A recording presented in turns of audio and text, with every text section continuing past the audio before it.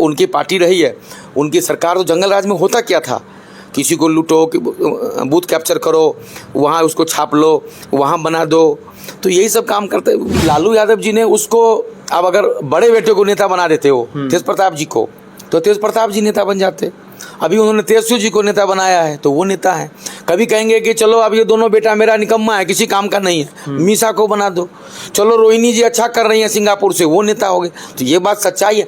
लालू यादव जी के नाम से वोटे, को तेजस्वी यादव को नेता नहीं है ना। नमस्कार, मैं जीवेश मिश्रा और आप देख रहे हैं जनसंवाद। हमारे साथ एलजेपीआर के प्रवक्ता विभय कुमार झा जी हैं।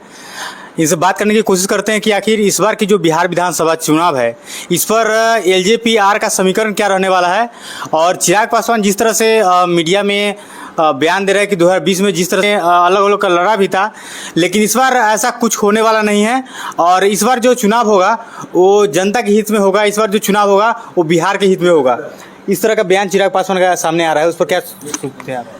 देखिए, हमारी पार्टी लोक जनशक्ति पार्टी एनडीए का सबसे मजबूत साथी के रूप में है। हमारे नेता आदरणीय चिराग पासवान जी देश के यशस्वी प्रधानमंत्री आदरणीय नरेंद्र मोदी जी की सरकार में एक महत्वपूर्ण मंत्रालय की भूमिका निभा रहे हैं दिल्ली में। तो मैं आपको बताना चाहता हूं कि 2020 की जो आपने जिक्र किया, हमारे नेता के जो पिताजी थे स्वर्गीय रामविलास पासवान जी, उनके निधन के बाद हमारे नेता आदरणीय चिराग पासवान जी को जानना था कि आखिर हमारा संगठन बिहार में कहां कहां फैला हुआ है। इसीलिए 2020 में उन्होंने हर अलग अलग विधानसभा चुनाव में चुनाव लड़ाया। लेकिन मैं आपको बताना चाहता हूं कि माननीय जो अपने प्रधानमंत्री जी हैं, उनके खिलाफ हमारे नेता ने या हमारी पार्टी ने एक शब्द नहीं बोला। इवन मैं आपको ये भी बताना चाहता हूं कि एक दो सीट को अगर आप छोड़ देंगे तो भाजपा के खिलाफ हमारी पार्टी नहीं लड़ी। तो 2020 की बात अलग थी। अब हम लोग एनडीए के सशक्त मजबूत साथी हैं और 2025 का जो विधानसभा का रिजल्ट होगा, पूरा बिहार ही नहीं पूरा देश देखेगा। हम लोग 225 पार का जो नारा है एनडीए का, वो हम लोग पार करेंगे। और यहाँ पर हम लोग एक यशस्वी जो मुख्यमंत्री हैं, फिर से एनडीए की सरकार हम लोग यहाँ बनाएंगे। एनडीए की सरकार तो बनेगी, लेकिन क्या मुख्यमंत्री नीतीश कुमार ही रहेंगे मुख्यमंत्री की चेहरा? देखिए, अभी एनडीए में अगर आप बात करेंगे तो एनडीए के जो नेता हैं मुख्यमंत्री के, वो तो माननीय जो मौजूदा मुख्यमंत्री आदरणीय नीतीश कुमार जी ही हैं। लेकिन क्योंकि एक बिहार का आम आवाम और एक लोजपा कार्यकर्ता या एक बिहारी होने के नाते अगर हमको आप पूछेंगे, तो जिस तरीके से एक बिहार का आम आवाम ये चाहता है कि भाई चिराग जी सब दल, सब समाज, सब धर्म को लेके चलने वाले, क्योंकि बिहार में तो जाति की यहाँ तो आपको पता ही है कास्ट पॉलिटिक्स है, तो यहाँ पर उनको हर जात हर धर्म को लेके चलने वाले हैं वो। तो उनकी जो छवि है, चाहे वो मुसलमान भाई बंधु हों, चाहे वो पिछड़ा अति पिछड़ा, हम लोग देखिए ना, हम लोग मिथिलांचल से आते हैं, सवर्ण जाति से आते हैं, हम मैथिल ब्राह्मण हैं। हमें तो जिस तरीके से पार्टी ने मान सम्मान जो दिया, इसीलिए हम चिराग जी के साथ हैं, इसीलिए लोजपा के साथ हैं। तो इस बार जो है, इसीलिए हम लोग चाहते हैं कि बिहार का जो आम आवाम है, अभी उनका जो कार्यक्रम लगता है पूरे बिहार में, एक प्रधानमंत्री लेवल की भीड़ लगती है, आजू बाजू जिले से लोग आते हैं सुनने के लिए आखिर चिराग जी क्या बोल रहे हैं।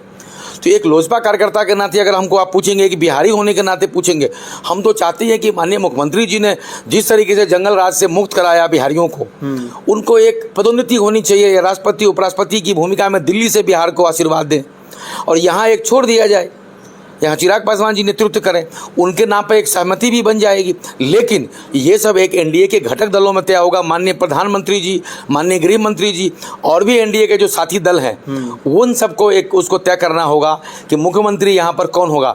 अभी हम सबको फोकस यही करना है किस तरीके से एनडीए की सरकार बने, और 225 पार का जो एनडीए का नारा है, उस पर हमारी पार्टी, हमारा दल वो काम कर रहा है। ठीक है। तेज प्रताप अभी पार्टी से अलग हो गए हैं, उनको 6 साल के लिए निकाल दिया गया है। तेज प्रताप टीम लेके अपनी पूरा बिहार में घूम रहे, जगह जगह जा रहे हैं, कई पार्टियों से गठबंधन भी किए हैं।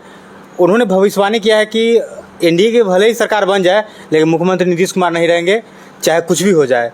इस पर क्या कहिएगा? ये चल रहा है अंदर अंदर पार्टी के अंदर? देखिए, वो अब इस बेतुके बयान को लेके हमारी पार्टी, इस बारे में हम लोग क्या कह सकते हैं कि अब उनका ये पर्सनल, उनका ये व्यक्तिगत बयान है। यहाँ पर बिल्कुल क्लियर है कि यहाँ एनडीए की सरकार बनेगी। उसके बाद जो नेता यहाँ कौन होगा, मुख्यमंत्री उप मुख्यमंत्री की भूमिका में कौन होगा, वो सभी एनडीए के विधायक एनडीए आपस में तय करेगा। जो घटक दल है वो आपस में तय करेगा। तेजस्वी यादव जी हों, चाहे उनके बड़े भाई तेज प्रताप यादव जी हों, चाहे कोई भी घटक दल हो, उनको तो उससे कोई लेना देना नहीं है, वो तो एनडीए का पार्ट है। अच्छा, तो मतलब ये भविष्यवाणी आपको सही लग रहा है, जिस तरह से कहा जा रहा है कि नीतीश कुमार नहीं रहेंगे? नहीं, भविष्यवाणी की बात मैंने कहा कि उसमें उनको कोई मतलब ही नहीं है कि क्या भविष्यवाणी उनको करने की जरूरत, वो बताए ना कि आखिर क्या होगा। उनका भविष्य अब कहाँ है।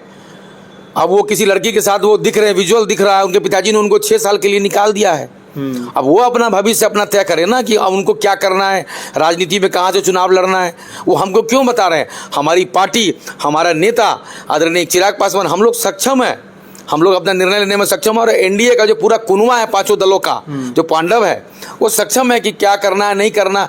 उसमें उनको गिरबान में उनको झांकने की जरूरत है। हमारे तरफ क्यों झांक रहे हैं वो। अच्छा, इलेक्शन कमीशन ने जिस तरह से तेजस्वी यादव को 2 वोटर आईडी कार्ड का जिक्र किया है, उसको कैसे देख रहे हैं? क्योंकि जिस तरह से वो आनंद फानंद में प्रेस कॉन्फ्रेंस करते हैं और उसमें अपना गलत सही वोटर आईडी कार्ड जो भी है, वो 2 वोटर कार्ड ईपिक नंबर जो जब जारी हुआ उसमें 2 का ईपिक नंबर दर्ज है, तो उसको कैसे देख रहे हैं? क्योंकि देखा जाए तो एक नेता प्रतिपक्ष है और 2 वोटर आईडी कार्ड, क्या इस बार क्या होने वाला है कुछ? देखिए, ये जो ये चुनाव आयोग के संज्ञान में है। अगर आप कहेंगे तो ये एक तरीके से संगीन अपराध है। दो वोटर कार्ड तो रख ही नहीं सकते। उसी के लिए तो लगातार जो संशोधन चल रहा है चुनाव इसका, वोटर आईडी कार्ड का, जिसके लिए उन लोगों ने विरोध भी किया कि भाई ये क्या चल रहा है, SIR का जो चल रहा है। वो लोग कह रहे हैं इसकी क्या जरूरत है। यही तो जरूरत है। अब आप यहाँ इतने महत्वपूर्ण पदों पे बैठे हैं, आपके साथ पूरा सिस्टम है, पूरा ऑफिस है, आपका एक राजनीतिक परिवार है, आपके 2 हो गए। यहाँ तो जिनकी मृत्यु हो चुकी है, जिनका निधन हो चुका है, या जो दूसरे राज्यों में काम कर रहे हैं, उनका भी वोटर कार्ड बना हुआ है गांव-गांव में।